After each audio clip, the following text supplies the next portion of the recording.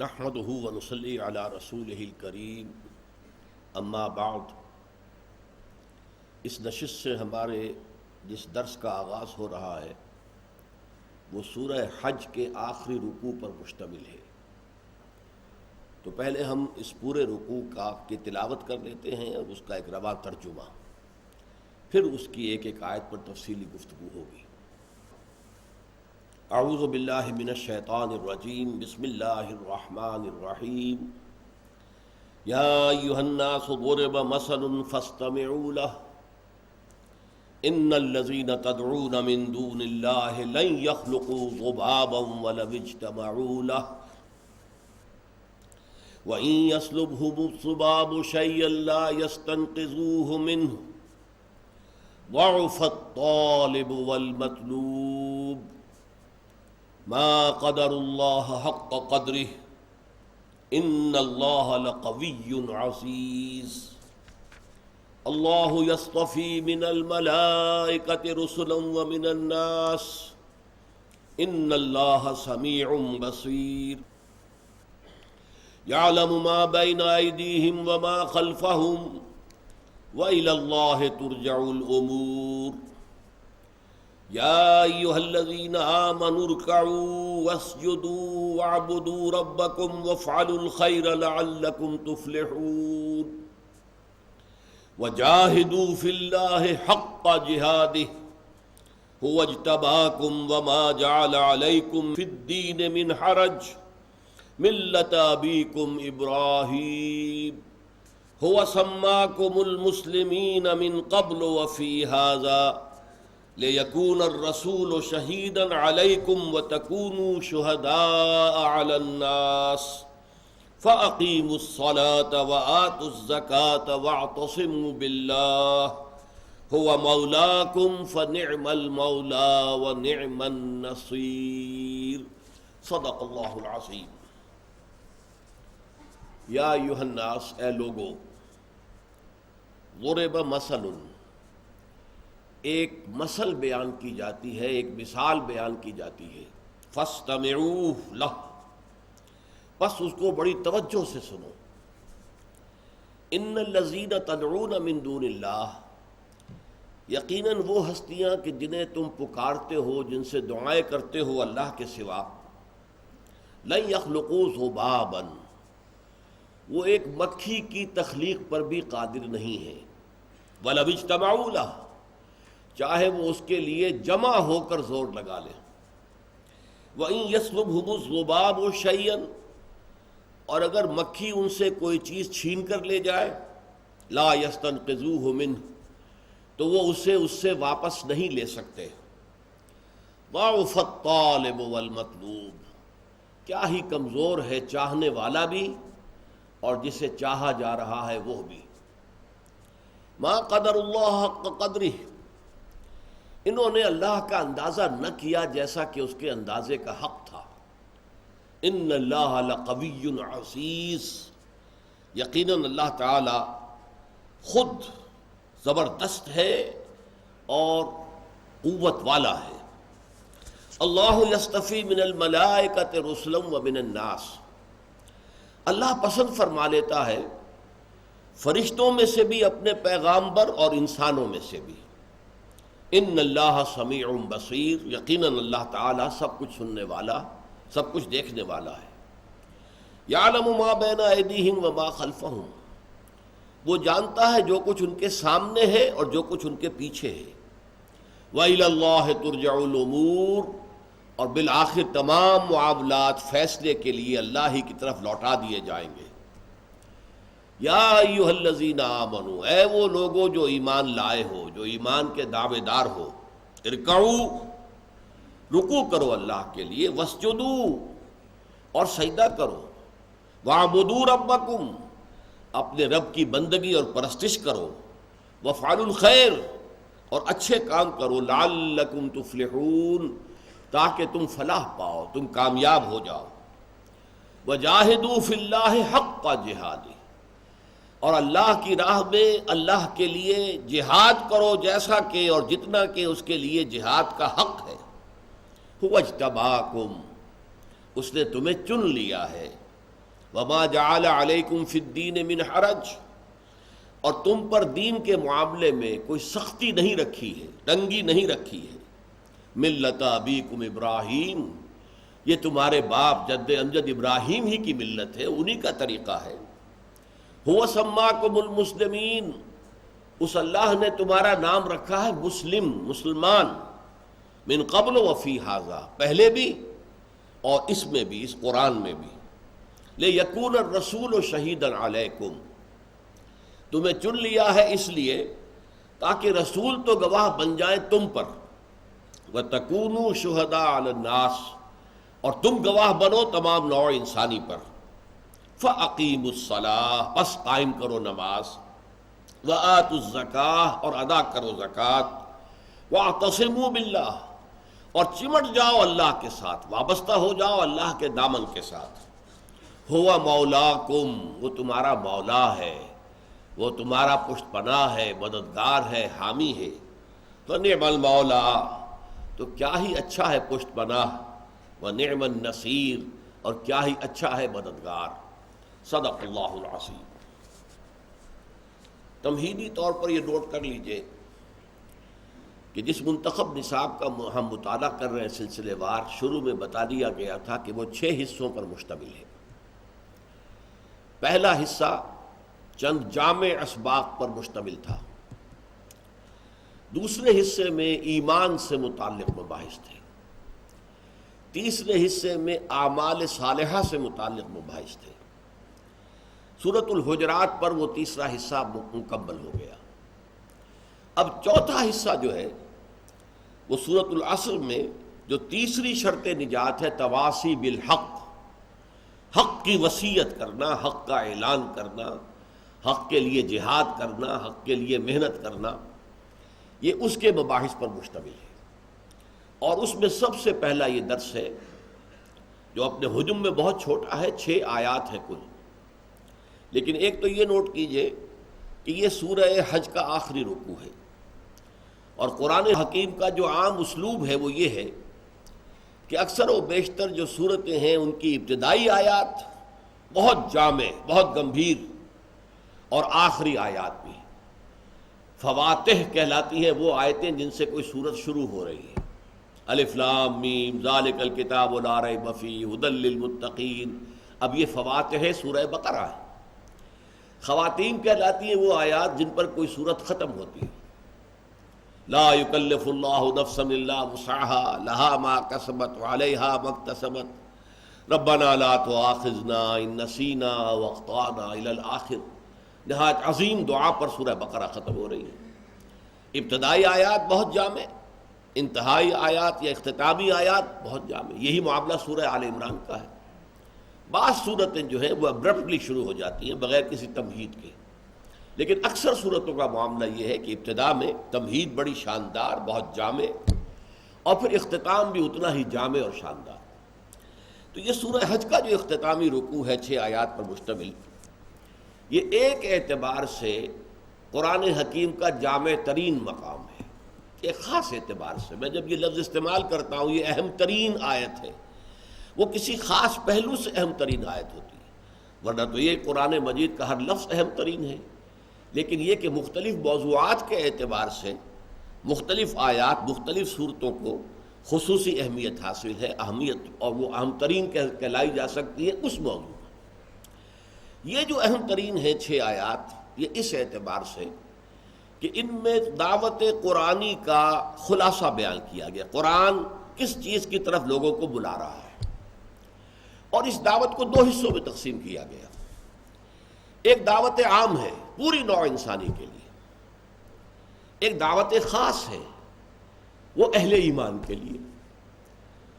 دعوت عام جو ہے وہ در حقیقت دعوت ایمان ہے، مانو اللہ کو، مانو اس کی توحید کو، مانو اس کے صفات کمال کو، مانو مرنے کے بعد جی اٹھنے کو، مانو بعث بعد الموت کو، مانو حساب کتاب کو، مانو جزا و سزا کو، مانو جنت اور دوزخ کو، مانو فرشتوں کو، مانو وحی کو، مانو نبیوں کو، مانو رسولوں کو، مانو کتابوں کو۔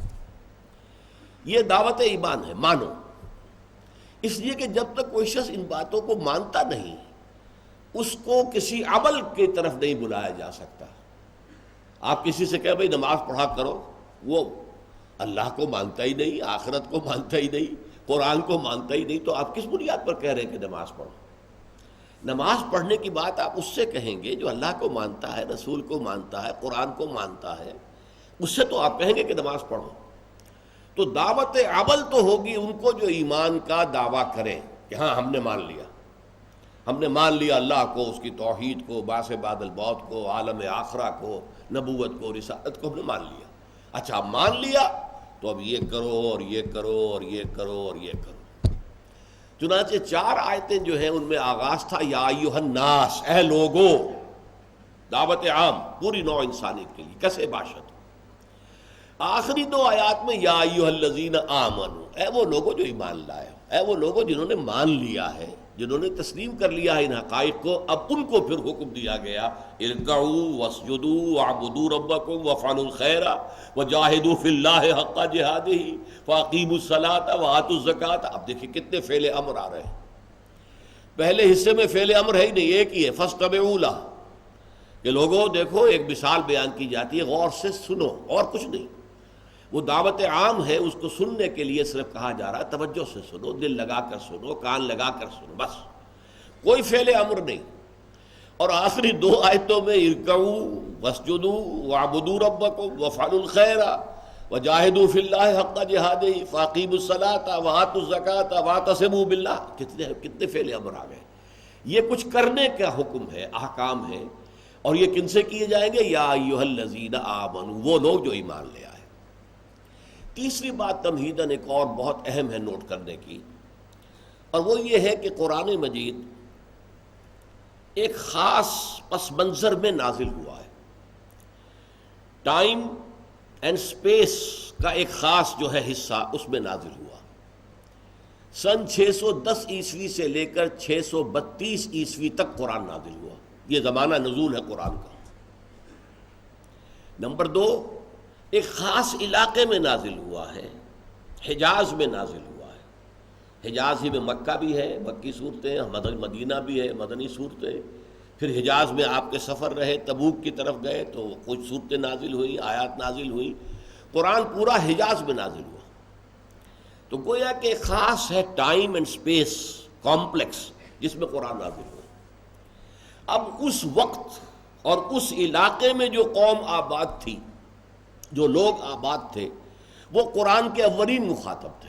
سب سے پہلے قرآن انہی سے خطاب کر سکتا تھا، ہندوؤں سے، چینیوں سے، رومیوں سے ان سے تو خطاب نہیں ہو سکتا۔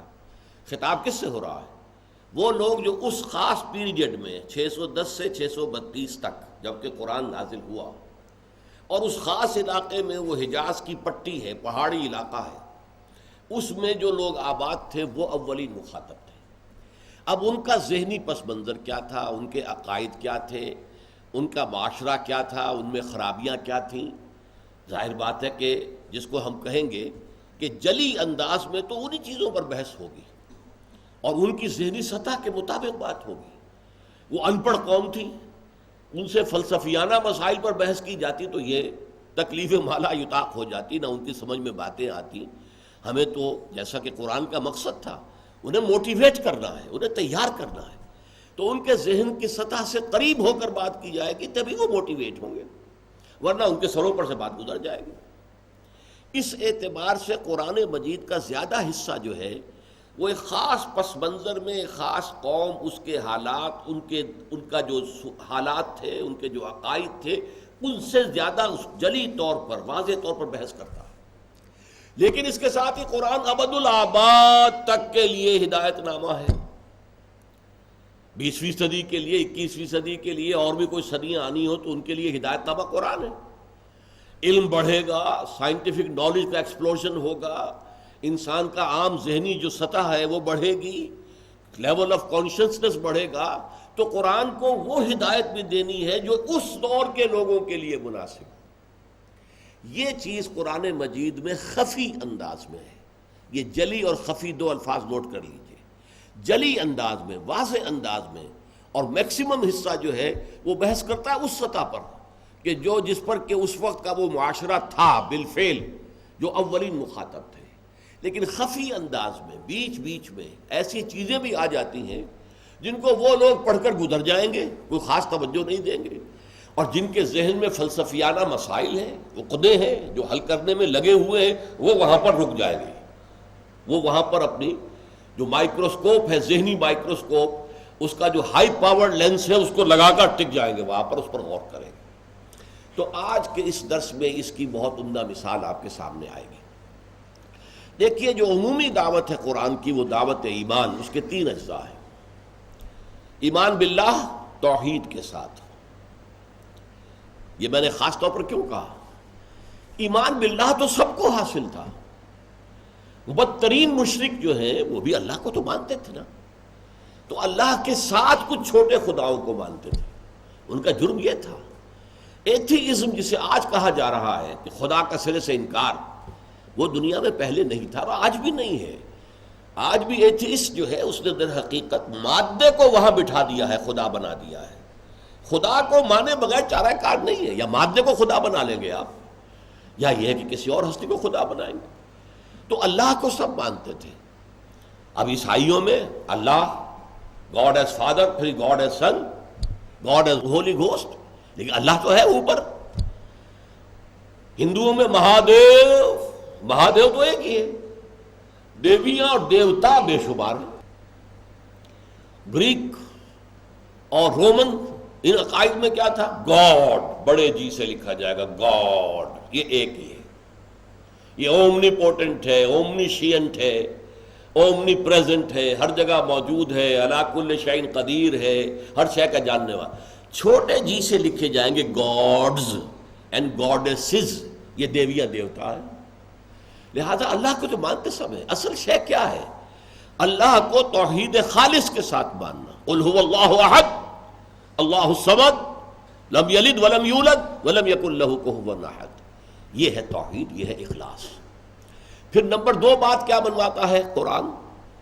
رسالت کو مانو کہ اللہ کے نمائندے انسانوں میں اللہ نے چن لیے، ان کو اپنا نمائندہ بنایا، ان کے پاس فرشتوں کے ذریعے، وحی کے ذریعے اپنا پیغام بھیجا، انہیں مامور کیا وہ تم تک اپنا پیغام پہنچا دیں، اللہ کا پیغام پہنچا دیں۔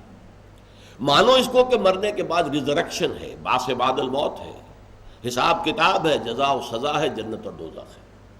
تو پہلی 4 آیات میں ان 3 چیزوں پر گفتگو ہوئی ہے، اور زیادہ جو ایمفیسس ہے 2 آیات جو ہیں وہ توحید کے بارے میں ہے۔ لیکن شرک کا ایک معاملہ وہ تھا جو اس معاشرے میں تھا، وہ کیا تھا؟ بت پرستی۔ بتوں کو پوج رہے ہیں، بتوں کو دھو رہے ہیں، چوم رہے ہیں، چاٹ رہے ہیں، دودھ سے دھو رہے ہیں، پانی سے دھو رہے ہیں، پھر دھون پی رہے ہیں، جیسے ہندو اب بھی کرتا ہے۔ ہندوستان کے اندر بت بنا رکھے عجیب عجیب شکلوں کے، کسی کی ناک جو ہے وہ ہاتھی کے سونڈ کی طرح ہے، کسی کا کچھ اور ہے، کسی کے 10 ہاتھ ہیں، 10 پاؤں ہیں، بنا رکھی ہے شکلیں۔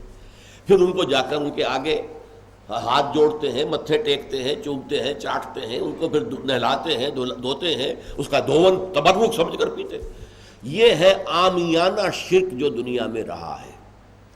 پہلے تو اس پر تنقید کی گئی ایک ضرب المثل کے طور پر، یا ایھا الناس، اے لوگو، ضرب مثل، دیکھو ایک مثال بیان کی جاتی ہے تمہارے توجہ کے لیے، غور کے لیے، فاستمعوا لہ، تو اسے بڑی توجہ سے سنو، سرسری طور پر نہ سنو، کان دھر کر دل لگا کر سنو۔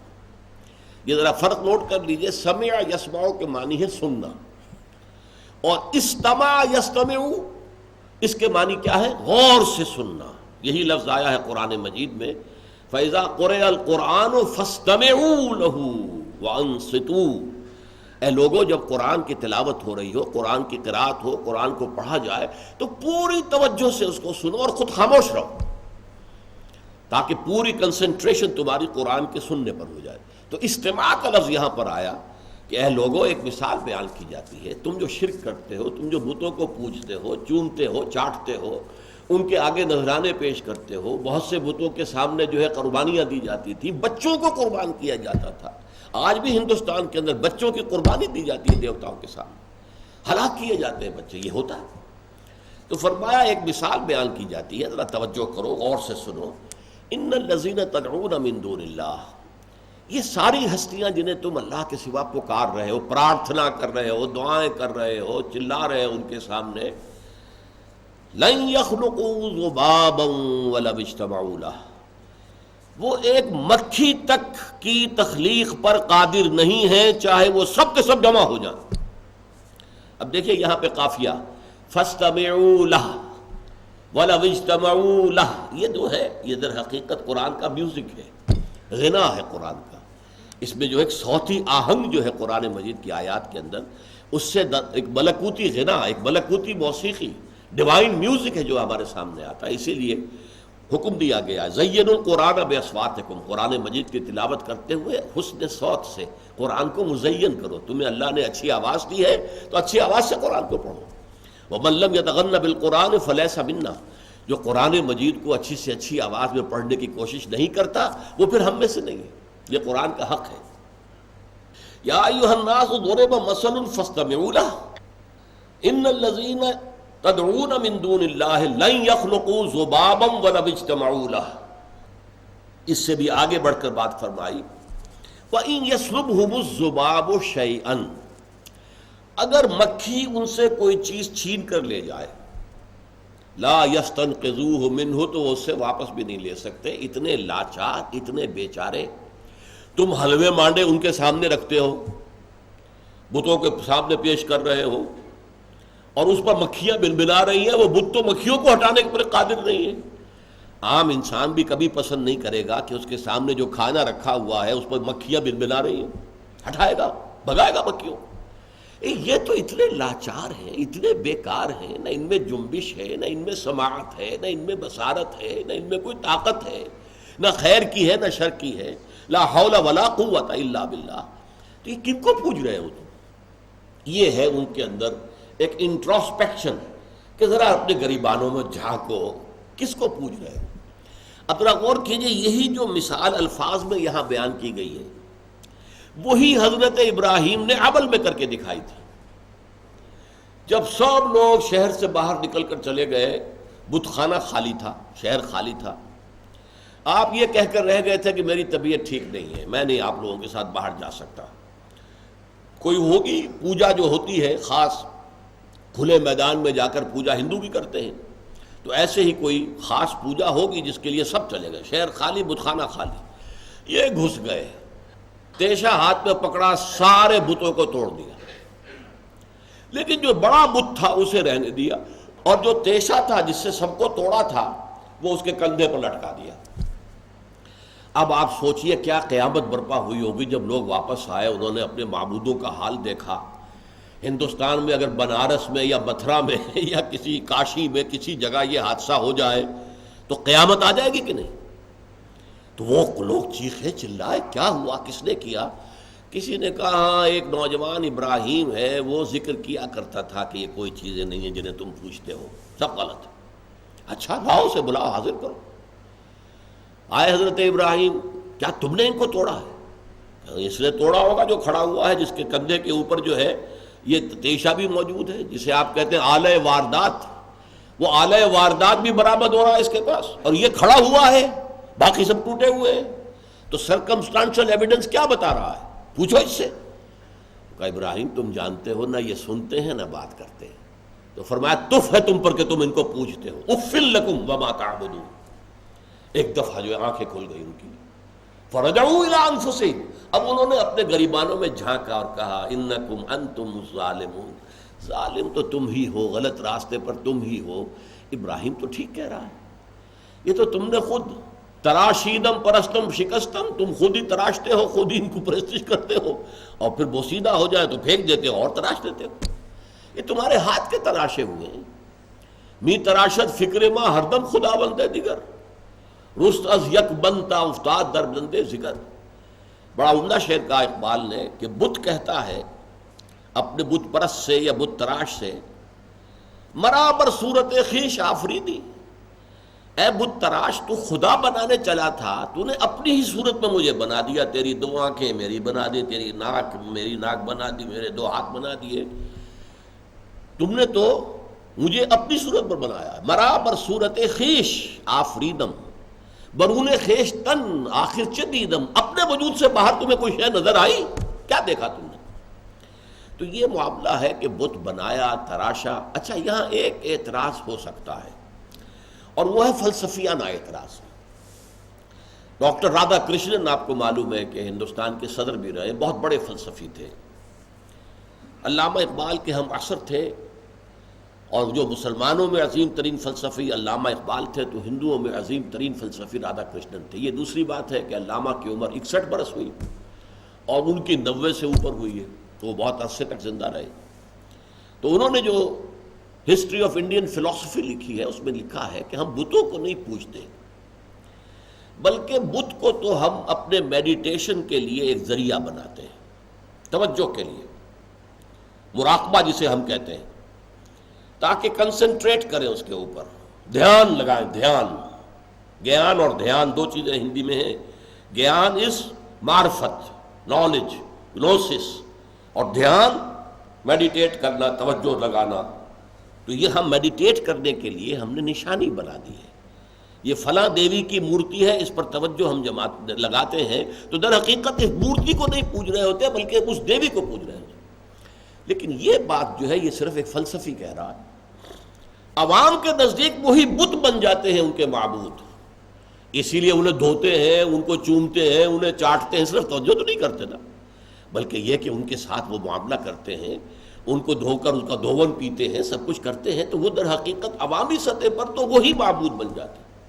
تو قرآن نے سب سے پہلے اسی عوامی سطح پر گفتگو کی اور ان کی آنکھیں کھولی۔ یا ایھا الناس، اے لوگو، ضرب مثل، ایک مثال بیان کی جاتی ہے، فاستمعوا لہ، بڑی توجہ سے سنو، ان الذین تدعون من دون اللہ، یقیناً وہ ہستیاں جنہیں تم پکارتے ہو اللہ کے سوا، لن یخلقوا ذبابا ولو اجتمعوا لہ، وہ ایک مکھی کی تخلیق پر بھی قادر نہیں ہیں چاہے وہ سب جمع ہو جائیں۔ وَإِن يَسْلُبْهُمُ الذُّبَابُ شَيْئًا، اور اگر مکھی ان سے کوئی چیز چھین کر لے جائے، لا يَسْتَنقِذُوهُ مِنْهُ، وہ اس سے واپس نہیں لے سکتے۔ یہ تو ہو گیا معاملہ، وہ جو جلی بات آئی جو اس وقت کے لوگوں کا جو شرک تھا اس کے حوالے سے۔ اب ایک 3 الفاظ آئے ہیں اس آیت میں آخری، اور یہ عظیم ترین فلسفے کا خزانہ ہے، ضعف الطالب والمطلوب، بہت کمزور ہے طالب بھی، مطلوب بھی، چاہنے والا بھی اور جسے چاہا جا رہا ہے وہ بھی۔ یہ ہے ایک فلسفیانہ اصطلاح جو کہ یوں سمجھیے کہ جو 20ویں صدی کے علامہ اقبال کو یا پھر ان کے شارح ڈاکٹر رفیع الدین جنہوں نے کہ فلسفہ خودی کی شرح کی ہے فلسفیانہ اصطلاحات کے اندر، تو یہ ہے ایک بہت بڑا فلسفہ، ضعف الطالب والمطلوب۔ اس پر گفتگو انشاءاللہ اب اگلی نشست میں ہوگی۔ بارک اللہ لی ولکم فی القرآن العظیم ونفعنی وإیاکم بالآیات والذکر الحکیم۔